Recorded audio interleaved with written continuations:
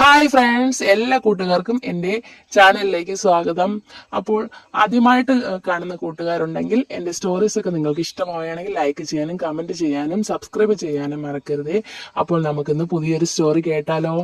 എല്ലാവരും റെഡിയല്ലേ? അപ്പോൾ നമുക്ക് സ്റ്റോറിയിലേക്ക് കടക്കാം. സന്തോഷ് ഓടിക്കിതച്ച് പോലീസ് സ്റ്റേഷനിലെത്തി. പോലീസുകാരൻ സന്തോഷിന്റെ രീതി കണ്ടപ്പോൾ തന്നെ എന്തു പറ്റി എന്ന് ചോദിച്ചു. സാർ, എനിക്കൊരു അത്യാവശ്യ കാര്യം പറയാനുണ്ട്. അപ്പോൾ ചോദിച്ചു, പരാതി എവിടെ? പരാതിയില്ല സാർ. പരാതി ഞാൻ എഴുതിച്ചില്ല. നിങ്ങൾ പോയി പരാതി എഴുതിച്ചുകൊണ്ട് വരൂ എന്ന് പറഞ്ഞു. സന്തോഷ് പരാതിക്കാരിയുടെ അടുത്ത് ചെന്ന് പരാതി പറഞ്ഞു. എല്ലാ കാര്യങ്ങളും പേപ്പറിനകത്ത് എഴുതി വാങ്ങിച്ചു. തിരിച്ച് പോലീസുകാരന്റെ കൈ കൊണ്ട് കൊടുത്തു. പോലീസുകാരൻ പരാതി നന്നായിട്ട് വായിച്ചു. ഇപ്പോൾ എന്താണ് പ്രശ്നം? വൈഫിന്റെ വീട്ടിലേക്ക് പോയോ? അതെ സാർ, വൈഫ് എന്നെ ഇട്ടിട്ട് വീട്ടിലേക്ക് പോയി. എന്താണ് കാര്യം? നിങ്ങൾ ഇതിൽ പറഞ്ഞിരിക്കുന്ന പോലെ നിങ്ങൾ വഴക്ക് പറഞ്ഞതിനാണോ വൈഫ് പോയത്? അങ്ങനെ ഒരു ഭർത്താവ് വഴക്ക് പറഞ്ഞെന്ന് പറഞ്ഞു ഭാര്യ കളഞ്ഞിട്ട് പോവോ? അതെ സാർ, വേറെ ഒരു പ്രശ്നവുമില്ല ഞങ്ങൾ തമ്മിൽ. ഞാൻ അവളോടൊന്ന് ദേഷിച്ച് സംസാരിച്ചു, ഇത് തന്നെയാണ് കാരണം. സന്തോഷ് ദയനീയമായിട്ട് പറഞ്ഞു. ഓക്കെ, നിങ്ങൾ വെയിറ്റ് ചെയ്യൂ, ഞാൻ വൈഫിനെ ഒന്ന് വിളിക്കട്ടെ, സ്റ്റേഷൻ വരെ വരാൻ പറഞ്ഞു നോക്കാം. അങ്ങനെ സന്തോഷിന്റെ വൈഫ് രമ്യയെ പോലീസുകാരൻ വിളിച്ചു. നിങ്ങൾ സ്റ്റേഷൻ വരെ ഒന്ന് വരണം, നിങ്ങളുടെ ഭർത്താവ് ഒരു കംപ്ലൈൻസ് തന്നിട്ടുണ്ട്. ഓക്കെ സാർ, ഞാൻ 1 മണിക്കൂറിനകത്ത് എത്താം, രമ്യ പറഞ്ഞു. അങ്ങനെ 1 മണിക്കൂർ കഴിഞ്ഞപ്പോഴേക്കും രമ്യ എത്തി. അതുവരെ സന്തോഷ് വെയിറ്റിംഗ് ഷെഡിൽ വെയിറ്റ് ചെയ്തു. അങ്ങനെ രമ്യ എത്തിയപ്പോൾ സന്തോഷ് പോലീസുകാരൻ്റെ അടുത്തേക്ക് ചെന്നു. സാർ, ഇതാണ് എൻ്റെ വൈഫ്. സന്തോഷ് പോലീസുകാരനോട് പറഞ്ഞു. ഓ, അത് ശരി. അപ്പോൾ നിങ്ങൾ തമ്മിൽ എന്താണ് പ്രശ്നം? പോലീസുകാരൻ ചോദിച്ചു. സാർ, പ്രശ്നം എന്താണെന്ന് പറയാനാണെങ്കിൽ ഒരുപാട് പ്രശ്നങ്ങളുണ്ട്. ഇന്നും നാളെ ഒന്നും തീരത്തില്ല, അത്രയ്ക്ക് പ്രശ്നങ്ങളാണ് ഇയാളെ കൊണ്ട് ഞാൻ അനുഭവിക്കുന്നത്.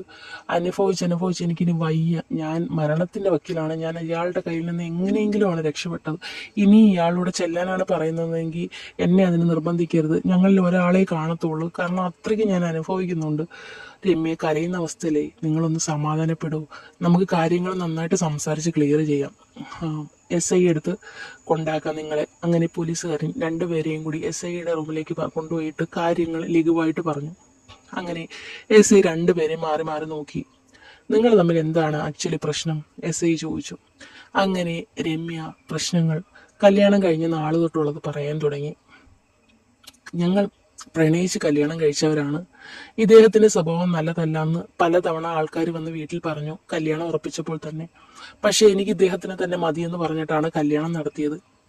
കല്യാണം കഴിഞ്ഞ് ഞങ്ങളൊരു വാടക വീട്ടിലേക്കാണ് പോകുന്നത്.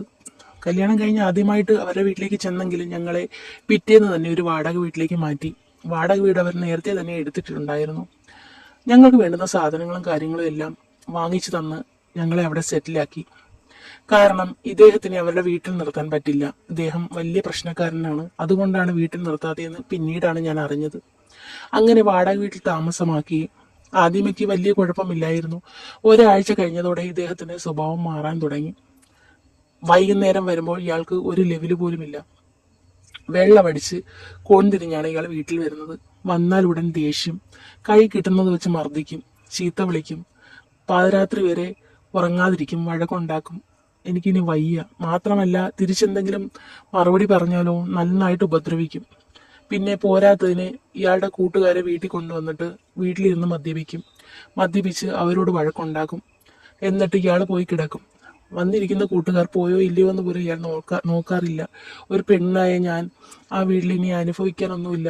മിക്കപ്പോഴും ഞാൻ അയൽവീടുകളിലാണ്. എനിക്ക് കഴിക്കാനായിട്ടൊന്നുമില്ല, വസ്ത്രമില്ല, ഭയങ്കര ദാരിദ്ര്യം. പോരാത്തതിന് ഇയാളുടെ ഉപദ്രവവും.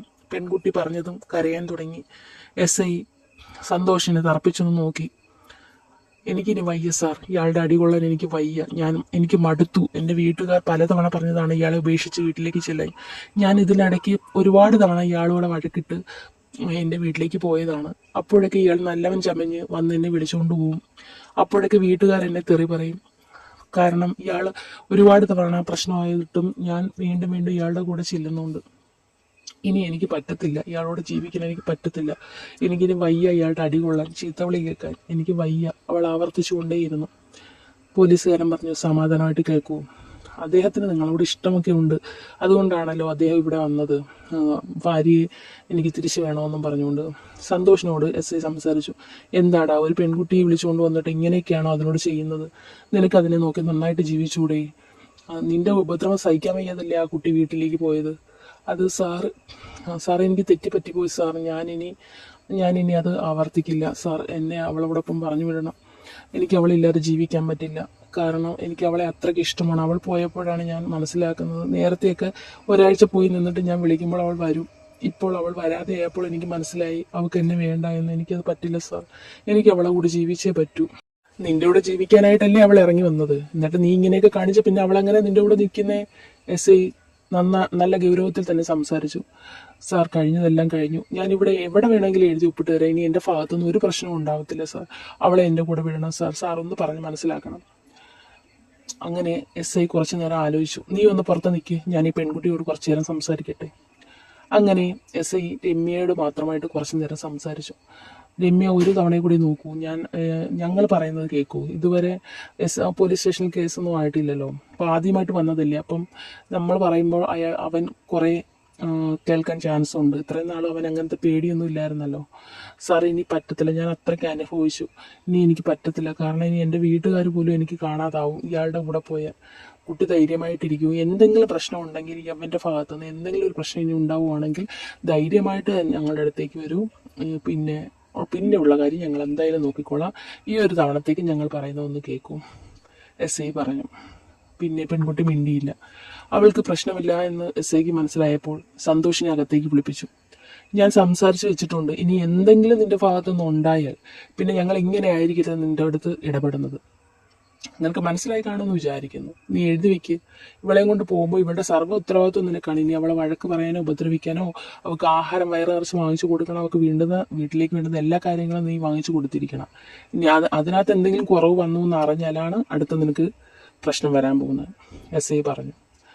അത് കേട്ടതും സന്തോഷമായി. ഒപ്പിട്ട് അവളെയും കൂട്ടി ഓട്ടോറിക്ഷയിൽ കയറി വീട്ടിലേക്ക് പോയി. വീട്ടിൽ ചെന്നതും അവൾ വലിയ മിണ്ടാട്ടമൊന്നും കാണിച്ചില്ല. അങ്ങനെ ആ രാത്രി കഴിഞ്ഞു പോയി. പിറ്റേന്ന് പതിപോലെ സന്തോഷ് ജോലിക്ക് പോയപ്പോഴത്തേക്കും വൈകുന്നേരം ആവാറായി. ഒരു 6 മണി കഴിഞ്ഞപ്പോഴത്തേക്ക് രമ്യക്ക് ടെൻഷനായി. ഇനി ഇയാൾ ഏത് രീതിയിലായിരിക്കും വരുന്നത്, എന്തുമായിരിക്കും കോലം എന്നൊക്കെ അവളുടെ മനസ്സിൽ ആദ്യമായി. ദൈവത്തോട് പ്രാർത്ഥിച്ച് ഇനിയെങ്കിലും ഇയാൾ നല്ലവനായാൽ മതിയായിരുന്നു തമ്പുരാനെ. കുറച്ച് കഴിഞ്ഞതും ബൈക്കിന്റെ സൗണ്ട് കേട്ടു. സന്തോഷം വന്നിട്ടുണ്ട്. കയ്യിൽ 2-3 കവറുമുണ്ട്. കുടിച്ചിട്ടുമില്ല. അവൾക്ക് അതിശയം തോന്നി. അവൾ തമ്പുരാനെ ഒന്നും കൂടി വിളിച്ചു.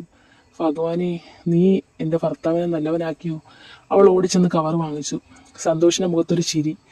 അവൾ മുഖത്തേക്ക് തന്നെ നോക്കി. നീ പേടിക്കണ്ട, ഞാനിനി പഴയ അവസ്ഥയിലോട്ടൊന്നും പോകത്തില്ല.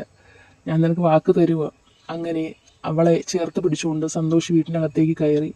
അതിനുശേഷം 2 പേരും ചായ ഇട്ട് കുടിച്ചു. സന്തോഷ് കൊണ്ടുവന്ന പലഹാരങ്ങൾ 2 പേരും പങ്കിട്ട് കഴിച്ചു. സന്തോഷ് കഴിക്കുന്ന ഇടയ്ക്ക് തന്നെ അവളെ ചേർത്ത് പിടിച്ച് അവളുടെ നെറ്റിയിൽ ചുംബിച്ചു. ഇപ്പോഴാണ് എനിക്ക് മനസ്സിലായത് നിന്റെ വില. സത്യം പറഞ്ഞാൽ നീ വന്നില്ലായിരുന്നെങ്കിൽ വേറെ ഏതെങ്കിലും അവസ്ഥയിലായി പോയേനെ ഞാൻ. എനിക്ക് മനസ്സിലായി കുടുംബം കഴിഞ്ഞേ ഉള്ളൂ വേറെ എന്തുവന്ന്. കുടുംബമാണ് ഏറ്റവും വലുതെന്ന്.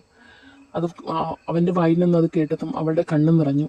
2 പേരും നല്ല സന്തോഷത്തോടെ ഒരുപാട് നാൾ ജീവിച്ചു.